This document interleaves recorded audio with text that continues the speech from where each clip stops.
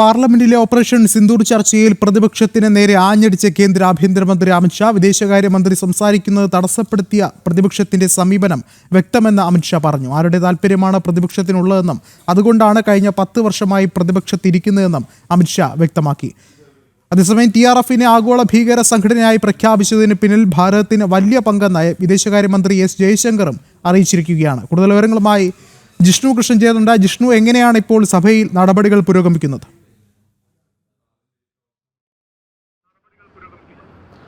വിഷ്ണു, ലോക്സഭയിൽ ഓപ്പറേഷൻ സിന്ദൂറിന്മേലുള്ള ചർച്ചകൾ പുരോഗമിക്കുകയാണ്. ഓപ്പറേഷൻ സിന്ദൂറും പഹൽഗാമുമായി ബന്ധപ്പെട്ട വിഷയങ്ങളിൽ ചർച്ച പുരോഗമിക്കുമ്പോൾ ഇപ്പോൾ തേജസ്വി സൂര്യ, കർണാടകയിൽ നിന്നുള്ള BJP MP തേജസ്വി സൂര്യ ഇപ്പോൾ സംസാരിക്കുകയാണ്.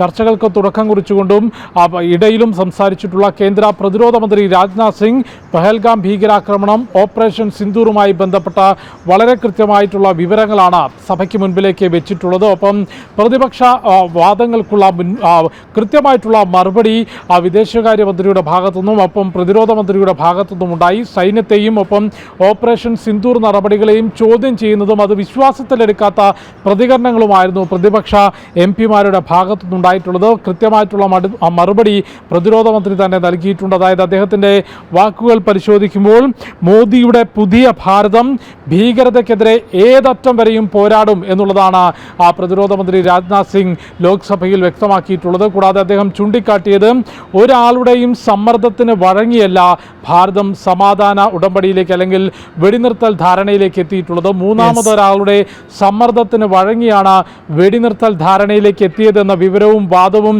അടിസ്ഥാനരഹിതമാണ്.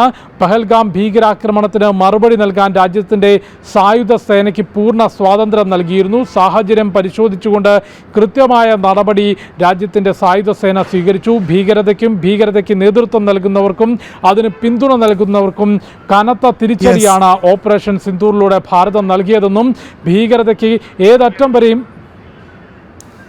ജിഷ്ണു സൂചിപ്പിച്ചതുപോലെ കനത്ത തിരിച്ചടി തന്നെയാണ് ഇപ്പോൾ പ്രതിപക്ഷത്തിന് നൽകിയിട്ടുള്ളത്. കേന്ദ്ര ആഭ്യന്തരമന്ത്രി അമിത്ഷായാണ് ശക്തമായ മറുപടി നൽകിയത്. ഒപ്പം തന്നെ പാർലമെന്റിൽ ചർച്ചകൾ പുരോഗമിക്കുകയാണ്. ജിഷ്ണുവാണ് വിശദമായ റിപ്പോർട്ടുകളും നൽകിയത്.